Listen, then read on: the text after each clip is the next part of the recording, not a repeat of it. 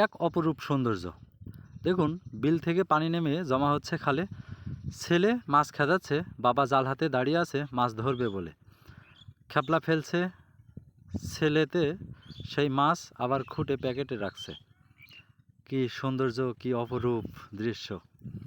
আসলে গ্রামগঞ্জে না থাকলে, গ্রামগঞ্জে না বেড়ালে এই সৌন্দর্য কখনোই দেখা মিলবে না।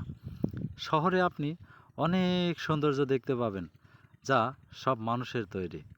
কিন্তু এই যে প্রকৃতি, বিল থেকে পানি গড়িয়ে আসছে খালে, ছেলে মাছ ধরছে, বাবা মাছ ধরছে, এই যে ভ্রাতৃত্বের বন্ধন, এই বন্ধন যেন কোটি কোটি অর্থ দিয়েও কেনা দায়। আসলেই সত্যিই অসাধারণ। শুধু যে বাবা ছেলে মাছ ধরে তা কিন্তু না।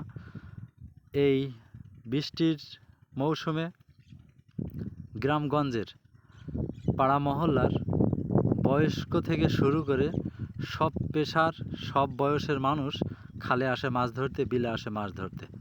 দেখুন, ছোট ছোট বাচ্চারা পর্যন্ত মাছ ধরতে চলে এসছে। কেউ ঠেলা জাল ঠেলছে, কেউ হাঁড়ি ধরে রেখেছে, যে হাঁড়িতে তারা মাছ ধরে রাখবে। আসলে এটা যে কতটা সৌন্দর্য তা বলে বোঝানো যাবে না।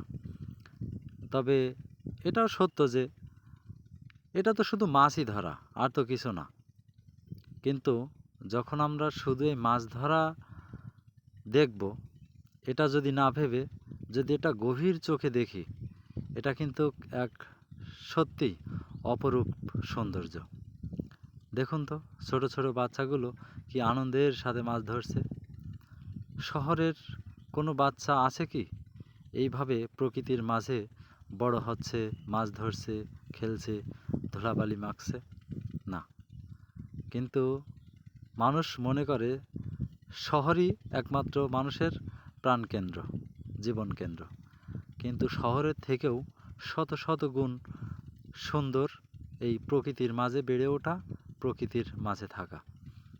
আপনারা যদি কখনো সময় পান, আসবেন, গ্রামগঞ্জে ঘুরবেন, এই অপরূপ সৌন্দর্য দেখবেন, এই অপরূপ সৌন্দর্য বর্ণনা করবেন ভালোবাসার চোখে, ভালো লাগার চোখে।